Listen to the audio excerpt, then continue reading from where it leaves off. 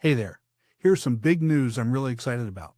My new book, Connections That Count: How to Transform Your Network into Influence, Leadership, and Career Growth, is officially live on Amazon.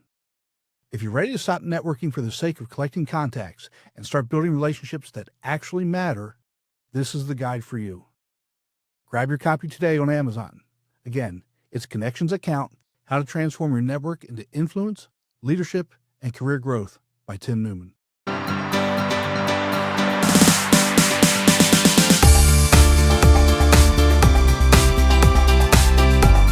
Welcome back to Speaking with Confidence, a podcast that helps you build the soft skills that lead to real results: communication, storytelling, public speaking, and showing up with confidence in every conversation that counts. I'm Tim Newman, a recovering college professor turned communication coach, and I'm thrilled to guide you on your journey to becoming a powerful communicator. Understand something.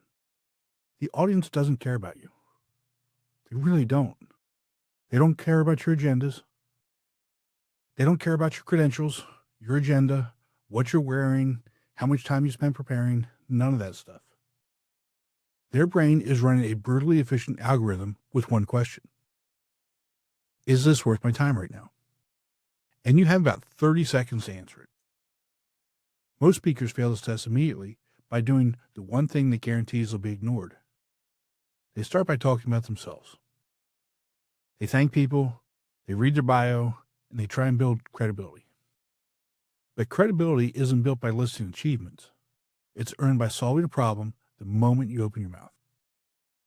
The single most effective way to earn that attention is to perform a pattern interrupt, a strategic hook that breaks their expectations and forces them to lean in. You're falling into what I call the ego trap. You're thinking about your performance instead of your service. You're worried about being impressive, sounding smart, and making a good first impression. But the audience isn't there to evaluate you. They're there to get value. The warm-up is the most dangerous part of any talk because that's when attention filters are the strongest. Think about the last time you sat in an audience. The speaker walks on stage and says, "Thank you all for coming. It's a real honor to be here today," blah, blah, blah. And what happens? You pick up your phone, you mentally check out. Your brain has already decided that this isn't really urgent. Contrast that with a speaker who starts with a line like, "Raise your hand if you've ever left a meeting feeling completely misunderstood." That speaker isn't asking for your attention. They're earning it by naming a shared pain point. The psychological shift you need to make is from impressing to serving. And your goal in the first 30 seconds isn't to make them like you. It's to make them feel understood.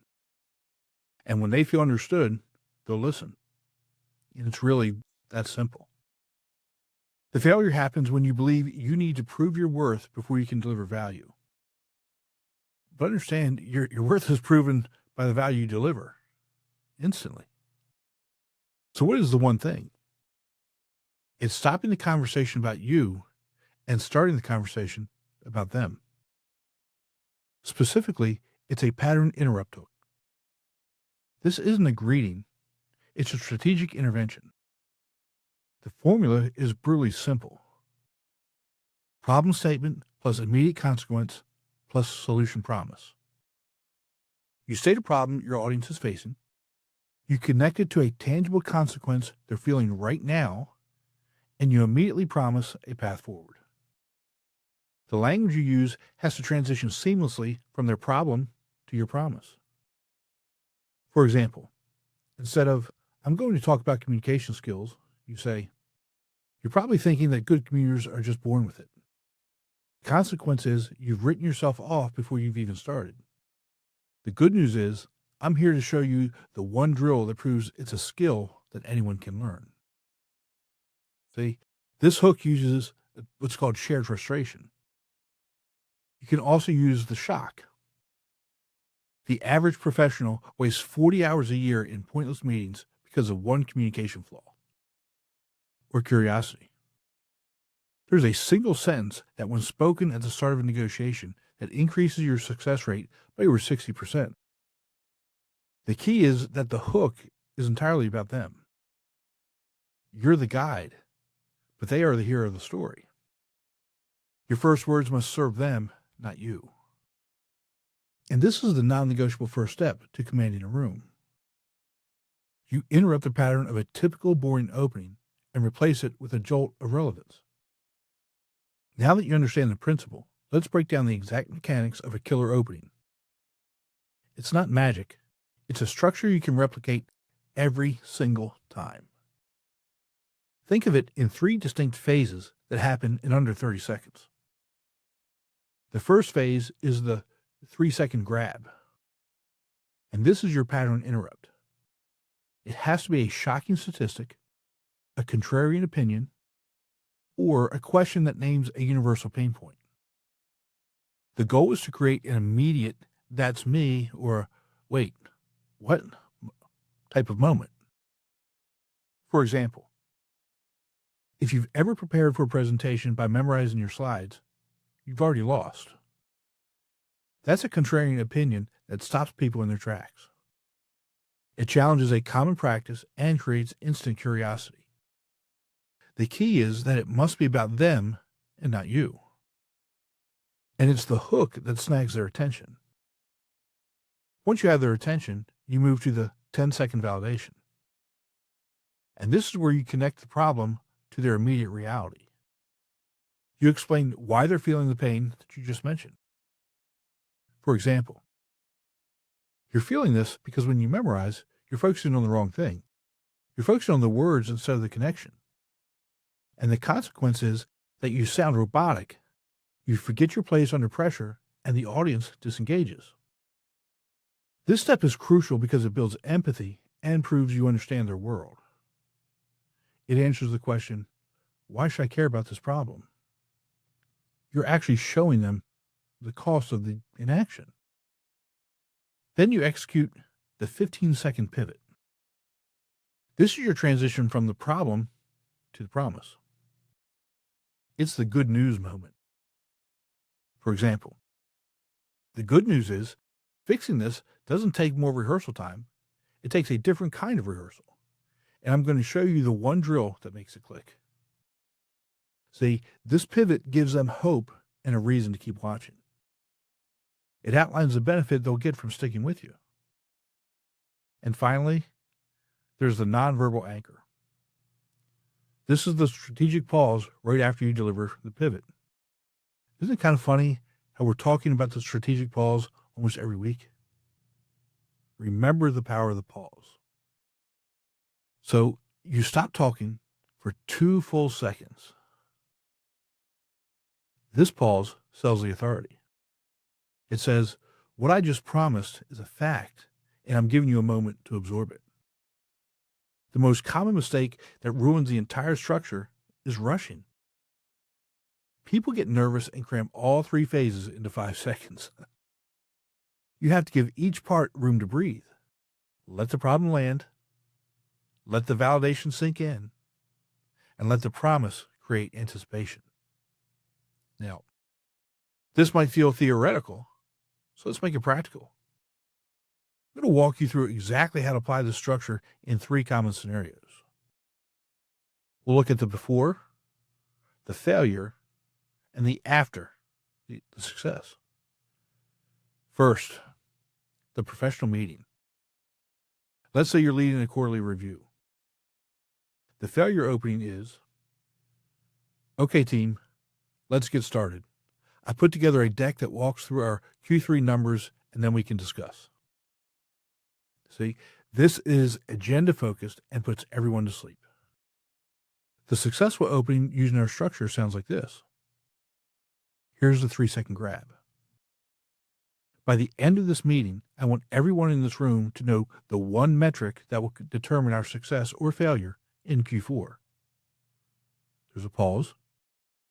Then the 10-second validation. The reason this is critical is that right now, we're all looking at different dashboards, which means we're all prioritizing different goals. And the consequence is we're wasting our effort.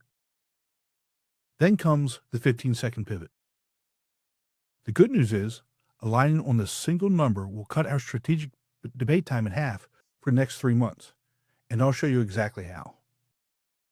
Now, you see the difference? You've immediately framed the meeting around a shared problem and a valuable outcome. Here's the second scenario, a networking event. The failure is a standard introduction. Hi, I'm Tim. I'm a public speaking coach. It's a label that invites a polite nod and a quick exit. The successful pattern interrupt is a question-based hook. First, the 3-second grab. What's the biggest communication challenge your team is facing right now? Then a pause. Then the 10-second validation. I ask because most leaders I talk to say their teams are stuck in endless meeting cycles without clear decisions. It's a huge drain on productivity. Then you follow up with a 15-second pivot. I specialize in simple frameworks that fix that exact problem.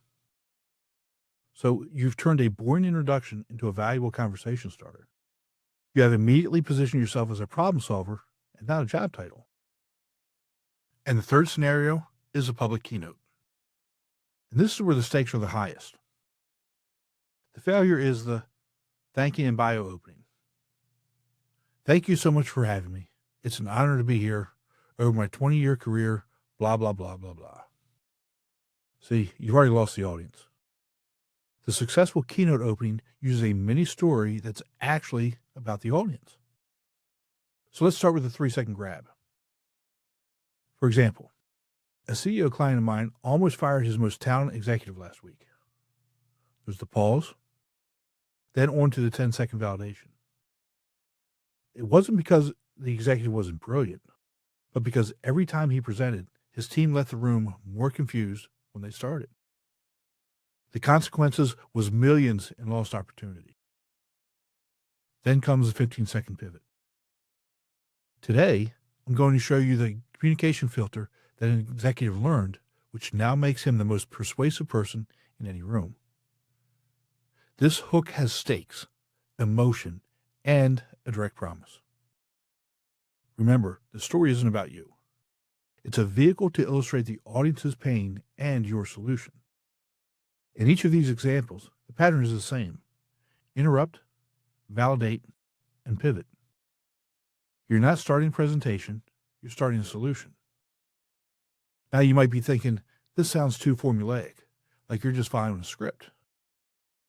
And if you deliver it like a robot, you're right, it will fall flat.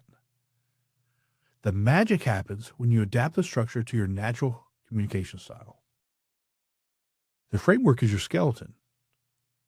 Your authenticity is the flesh and blood. Start by identifying your natural strengths. Are you more direct and analytical? Then your problem statement might be a hard data point. Are you more empathetic and story-driven? Then your hook might be a relatable personal failure. The goal isn't to become someone else, it's to channel your own personality through this effective structure. Here's a practice drill. Take the 3-part formula and write down 5 different hooks for the same topic. Don't judge them, just brainstorm. Then practice delivering them out loud. Record yourself on your phone. You'll quickly hear which one sounds the most like you. The right hook will feel like a natural extension of your thought process, not a line you memorized. You also need to learn to read the room. The same hook won't work for a tired Friday afternoon team that needs energy as it will for a formal board meeting that needs gravitas. Adjust the energy and language based on the audience's vibe. The difference between authentic and manufactured urgency is simple. Authentic urgency comes from a genuine desire to solve the audience's problem. Manufactured urgency feels like a sales tactic. And your job is to find the real stakes for them. And once you've internalized the structure, you'll know when to break the rules. But you have to master the rules first. Ultimately, this entire technique is powered by a single fundamental mindset shift. You have to stop asking, what do I want to say? And start asking, what do they need to hear? This is the move from performer to guide. It's the most confidence-building shift you can make because it's systematic. You're not walking on stage hoping to be interesting. You're walking on stage knowing you're about to provide something useful. Your credibility no longer comes from a list of achievements in your introduction. It comes from your ability to solve the problem the moment you start speaking. This mindset shift is liberating. It takes the pressure off you and places it squarely on the value that you deliver. And this shift has a ripple effect. A powerful opening where you earn attention sets a new tone for the entire presentation. The audience is primed to listen, to engage, and to trust what comes next. They've already gotten value, so they're ready for some more. So here's the one thing to remember. The audience's attention must be earned, not assumed. You earn it by serving their needs before your own in the first 30 seconds. Master the single technique of the pattern interrupt hook, and you guarantee you start strong every single time. This isn't just about a speaking tactic. It's the foundation of all effective communication. That's all for today. Remember, we're looking for progress, not perfection. Be sure to visit speakingwithconfidencepodcast.com to get your free ebook, The Top 21 Challenges for Public Speakers and How to Overcome Them. You can also register for the Formula for Public Speaking course.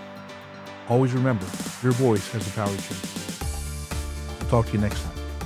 Take care. That's it for today's episode.